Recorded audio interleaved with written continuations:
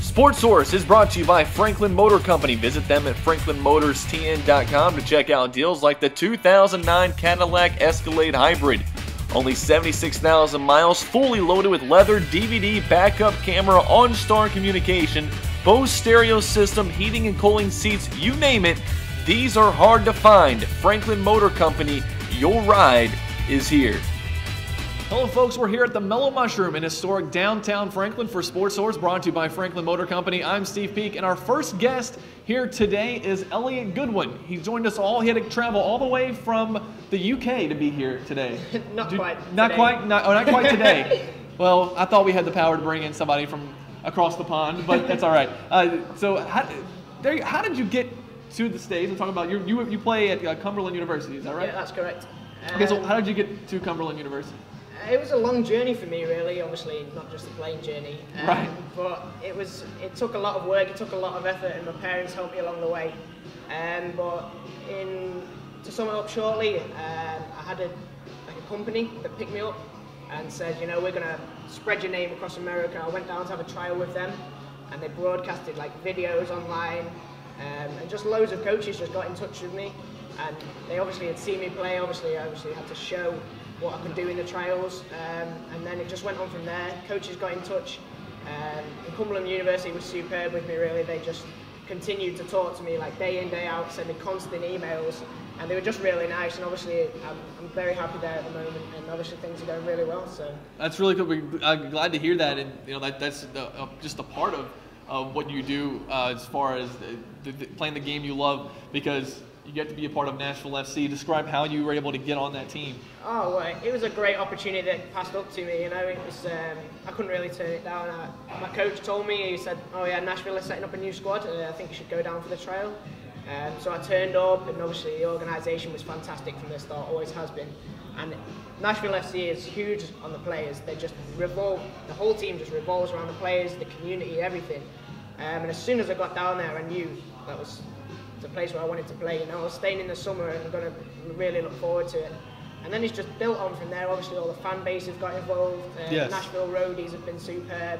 Those guys are crazy. Oh, they're superb. Oh, they are amazing. They're a fun group. I will give them that. They are fun. We went and tailgated with them in Murfreesboro. They were fun, but man, they are obsessed with this team. I think if this thing's going to grow to the next level, it's going to go through the roadies. I think just the superb support that we've had all the way. You know, they've been there since the first game. They're always getting on Twitter, you know, getting behind us, wishing us luck and everything like that. Yes. So it's just really good, and obviously all the players notice that, and obviously they take that.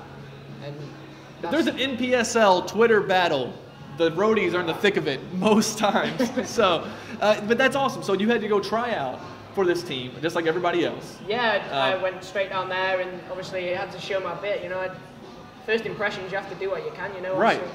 And then it just cracked on there. We did 3 or 4 trials with BJ and Kyle Roki, and I got myself down there and just obviously showed what I can do, and obviously it just built from there and found myself in the roster. So really pleasing for me. So did Coach Johnson talk to you after every tryout, and did you get a chance to know like where you stand? Were you pretty confident that you were going to make the team? I wasn't very confident at the start. Obviously, coming in with a whole new group of players, it's difficult to get to know people and people accepting you into the group and different things like that. But everyone was superb from the start. BJ communicated with me nearly every day, told me where training was, everything like that. Yes. Obviously, told me how I was doing in the trials, different things like that.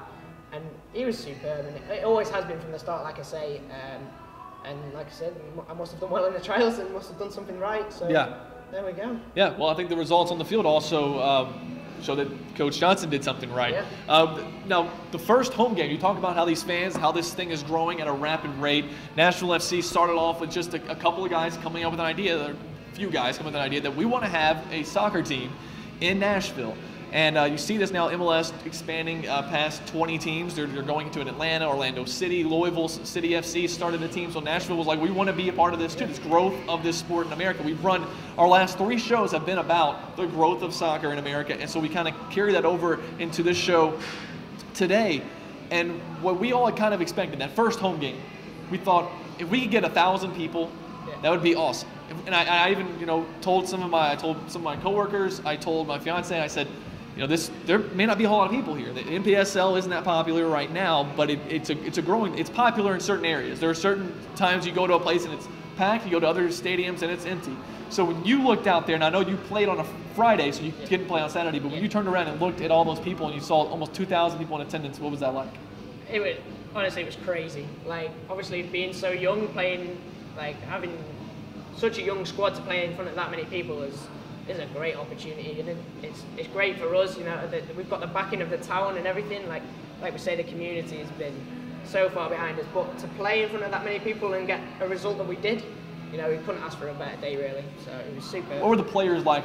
They were like, wow, I can't believe this many people. Were there anybody talking about it, or just saying like, I can't believe we're getting to play? It was perfect conditions, perfect weather. The field was nice. The pitch was almost perfect. I mean, what were the players saying? Well, I was in the locker room before the game with the boys. Obviously, they were getting hyped up for the game. They were loving it. Obviously, they could see the crowds flooding in. And obviously, as I came in, I was with the roadies beforehand, tailgating with them. Cool. And just getting a bit of interaction with them. And I walked in and walked down actually to the ground. They were getting the drums going. They were getting the chants going all the way. And as we walked into the stadium, there was the queue to get in was just down to the road. There was hundreds of people trying to get in. And as I walked in, you could just see the stands fill in and everything. The boys were buzzing, they were playing the warm-ups and stuff like that.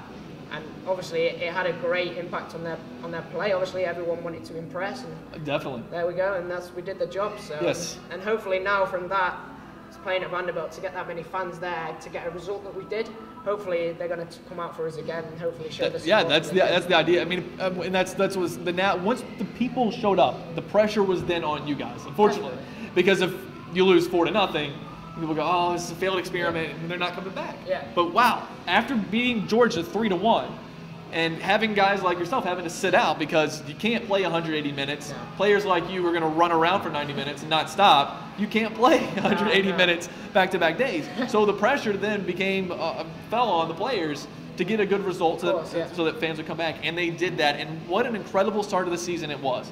Start off the first 5 games. A new expansion team, full of founders, full of people who just donated their money to this club so that it could even exist.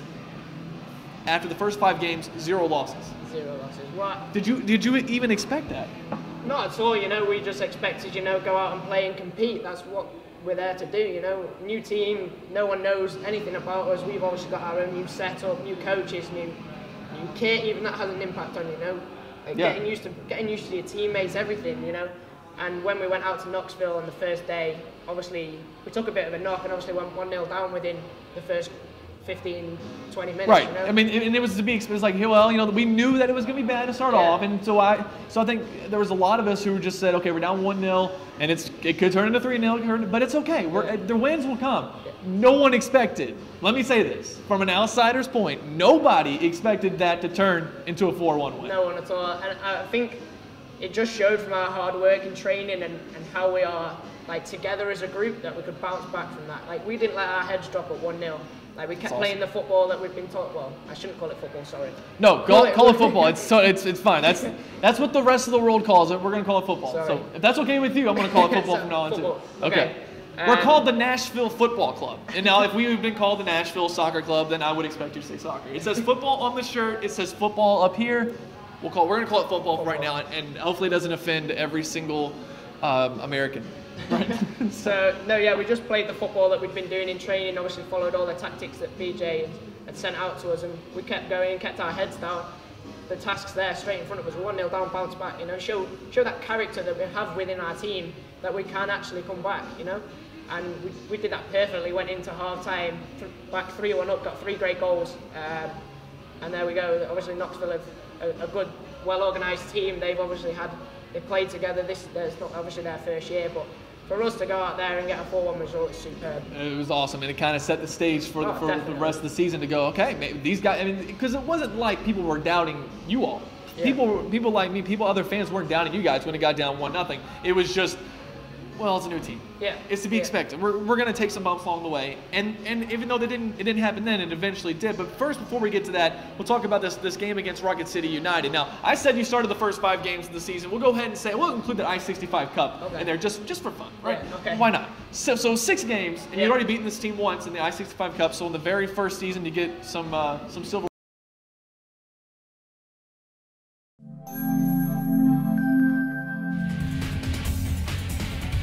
Sports Source is brought to you by Franklin Motor Company. Visit them at franklinmotorstn.com to check out deals like the 2009 Cadillac Escalade Hybrid. Only 76,000 miles, fully loaded with leather, DVD, backup camera, OnStar communication, Bose stereo system, heating and cooling seats, you name it. These are hard to find. Franklin Motor Company, your ride is here.